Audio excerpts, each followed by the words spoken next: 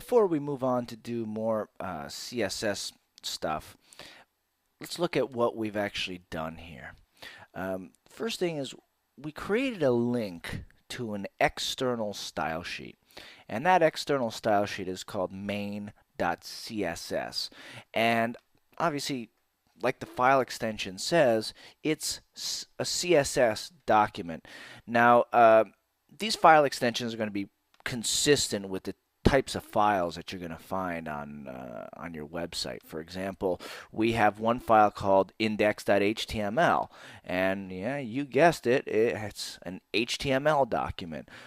This one, it says main.css, so it's going to be a CSS document, and that's the way the browser is going to handle it. Now, probably two other very common extensions you'll see are PHP, which would be index.php, and that says it's a PHP file. And oops, let's see, use PHP. And then another common one that you'll see is .js, and JS stands for JavaScript. So the browser would assume that it's going to find JavaScript code in there or PHP code, and in the end, it's really well, I'll say JavaScript has its own special syntax that you need. So you can't just go ahead and create a JavaScript page by renaming it. But if you wanted to add a PHP code, for example, to your HTML page, then you'd actually name it .php to have that stuff execute in there. So essentially, that's what the file extension is. So you could, right now we're just working with HTML and CSS, but that's how you see visually the difference between the two. And this is our site over here, but you go to any site. Let's go to one of my favorite sites, csstricks.com, and if we look at the back end, we're going to find, amongst other things, look at this. Here's this file for using typekit, and it ends with JS. So I already know, just by that little explanation, that this inside here is a JavaScript file. Okay, now let's see if we could find a CSS file. I hope we can. Yeah, well, this is, the CSS is kind of, oh, duh, like right down here. So look, this right here, he named it style.css. So when we click here, well, you betcha we're finding some CSS in there. So that's the deal with the file extensions. Let's look at something else that we'll find in the document that Dreamweaver created. The first thing is this character set UTF-8. So this right here is basically just tells your web server what kind of text it can expect to find in the body of this CSS document. Now, this doesn't mean it's limited to the UTF-8 character set when it's displaying stuff online. It's just saying, hey, when you read through my code, it's going to be UTF-8. It's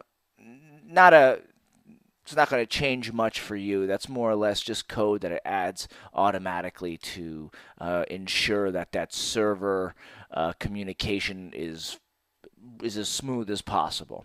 And now we have just our CSS code that we brought in over here. And there is, what I wanted to mention about that is that you should be keeping your code relatively neat, because when you're just looking at it with your own eyes, your own human eyes, it's easier to figure out what you may be doing, right or wrong in your code when you're messing around with it. So I like to keep this kind of indenting thing. I'm going to hit Shift and Tab over here to bring everything over. And I like keeping things against the no extra spaces over here, and have these things pretty consistent. Like you notice these are actually a little bit over. So I'm going to move them back, and these are all about a tab away from there. And this is pretty common. You'll see I like to keep my closing bracket over here. Here's an extra space, and I like to keep all of this stuff clean.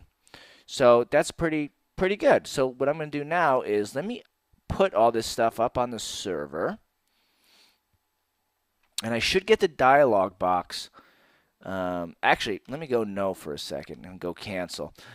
See, if I choose my source code, my HTML, and I go to put it, now that I have dependent files, namely the main.css and this bush.jpg, it's saying, do I want to put these dependent files up there as well?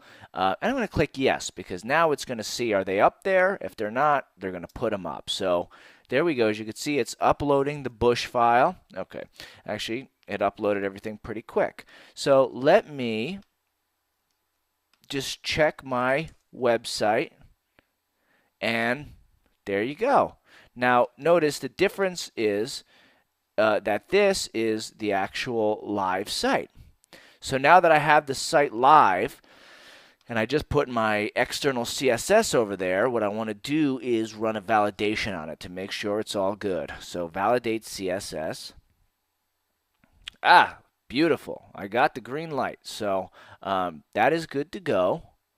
And now let me validate the HTML. I know I may get an error because of that analytical code, but 4 errors and 1 warning was what I was expecting. Remember, because my free web host is adding this extra code down at the bottom over here. But I know it's not me, so I'm good to go. Anyway, the last thing I'll probably do to my style sheet, which I like to do, is just add some comments right at the very beginning. And what I'll do is I'll use a / asterisk, and you see how everything gets grayed out because now everything's commented. I'll put return asterisk / now all these things are back in the mix. And I'm just going to put my name here. I'm going to put author Dragos Bogdan. And then URL, I'll put my website, dragosbogdan.net. And now, obviously, this code isn't going to do anything in the overall design, but who knows? Maybe I'll get some, by putting my name and my URL in here, maybe I'll get some business. Maybe somebody savvy enough is going to bump into my page, look at the source code, and see my stuff in there. Now, I'll tell you, don't quit your day job if this is your marketing strategy, but it is good to kind of put comments in there. Now, these comments are just an intro to the site, to the document rather. I often use comments inside of the CSS to remind me when I'm doing unusual things in my code what it's actually doing.